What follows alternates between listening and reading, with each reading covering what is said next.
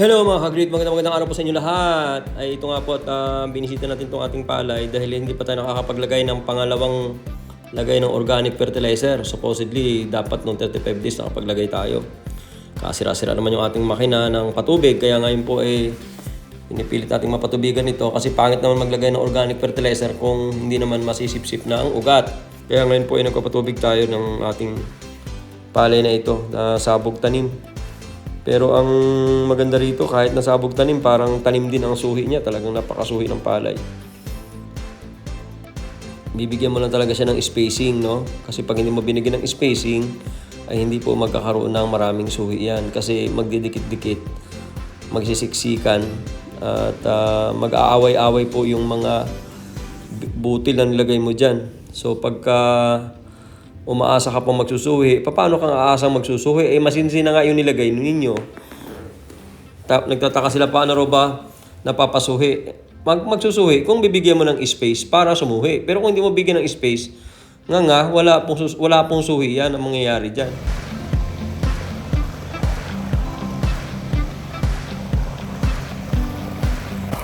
So yung binubuhos po na yan, ayan po ay yung Besidin or yung lason na organic, yung galing sa NEM 3.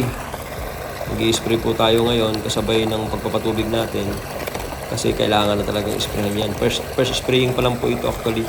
Then nag-spray na rin po tayo ng Biopropicin. Ito pong Professor. Ito po ay para sa hoppers, green leaf hopper at saka brown plant hoppers.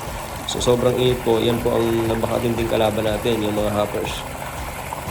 Kahit po organic, hindi po ako nagtitiwala na hayaan natin na ma-develop yan dyan. Kasi nangyayari na rin yan kahit dun sa akin, dun sa demo ko na sa may malaking kubo, late stages ay inaatake pa rin ng brown plant hoppers. So ngayon nag-spray na tayo ng Biopropicin. Ito pong Biopropicin ay katulad po ito ng upload. Ito naman po ay gawa ng Crop King.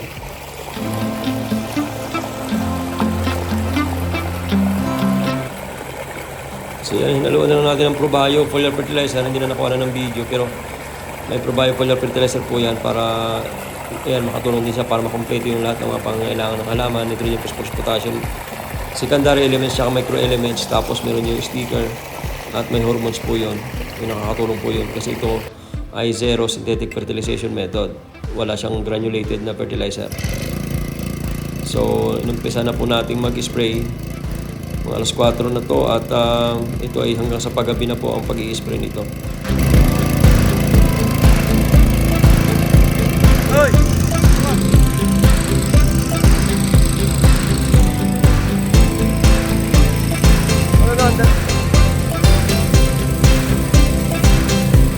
Ito lang sa kita dadaan. Ito ano naman dumaan. Para dalawa na dala mo. Madali. So as you can see, ang ginagamit natin ngayon is power sprayer na 3.5, Robin na 3.5. Marami po ito, pwede kang bumili ng 5.0. Kung gusto mo ng mura lang, yung China ang bili natin. Maraming mabibili ka dyan sa mga hardware na may mga binibentang mga makina-makina. Bibili lang po kayo, mamumuhunan lang kayo sa hose. Mas maganda kasi pag original yung hose na gagamitin natin. Hindi po siya basta-basta nagbubuhol. Ang mga original na hose is yung Bridgestone na original. Yan po, nabibili po yan sa mga hardware. Mura lang sana yan kung sa Divisoria bibili, no? Mga nagre-range po yan ng mga nasa 3,000 to 4,500 yung hose niya. So kung para sa isang hektarya, yung 100 meters kasya na. Tapos kung sa mga 2 hektarya naman, at least dapat may 200 meters kayo. Kasya na po yun. Ang maganda kasi rito, since wala naman tayong pambili ng drone, which is very effective yung drone, ito po rin kasi mayroon tinatawag na element of surprise din sa mga insekto. Mabilis, effective, tsaka malakas.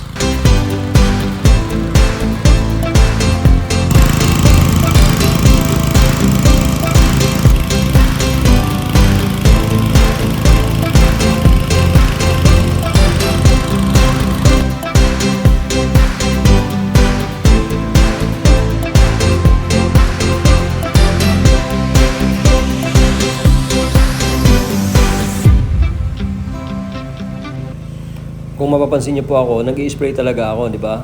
Sabi ko, pure organic fertilization method. Doon lang po sa fertilizer talaga ako nakapokus sa organic. Pero pagdating sa mga pagpatay ng insekto, hindi mo talaga pwedeng i-discount yung mga peste kasi nga kahit anong gawin natin, nandyan talaga yan eh. So, ang ginagawa ko na lang, i-minimize ko na lang pag may bunga na yung palay ko. Hindi na ako masyado talaga nag-i-spray noon. So, yun na nga, medyo inabot na tayo ng gabi sa pag-i-spray. Mas gusto ko ng gabi para yun talaga yung mga insekto ay tamaan, ano. Ito po yung abang-abangan nyo na lang kasi itong protocol nito ay available online simula sa umpisa. May mga live videos po tayo. Punta lang po kayo sa Noel Agri TV. Ito po yung sistema ng matipid na pagsasaka. Kung ako yung tinatanong kung gaano katipid, napakatipid talaga. Dahil unang-una, hindi ka magpapatanim. Pangalawa, kunti lang binin na ginagamit. Sa isang hektara, 20 kilos lang, 25, marami na. At ang laking tipid, ang laking menos talaga sa mga farmers. Tapos yung fertilizer na ginagamit natin, pwede nang kayo na lang mismo ang gumawa. Then, yung ganitong klaseng sistema ng pagtatanim ng palay, hindi magastos sa tubig. Halos sa isang linggo, isang beses lang magpatubig. So, napakatipid po talaga. At ang gagandahan nito ay panlaban nga sa mga ganitong mga panahon, El Nino. Kita nyo naman po ang palay, lumalaban talaga sa init. Kahit gaano katindi ng init, walang tubig. Bitak na bitak ang lupa, andiyan lumalaban ang palay. So ito yung mga teknolohiya natin na tingin naman natin makakatulong sa mga farmers kung masusundan lang. Doon sa mga bago lang po sa ating channel, simple lang po ang gagawin. Mag-follow lang po kayo, then tingnan nyo po yung mga videos, punta po kayo sa mga videos.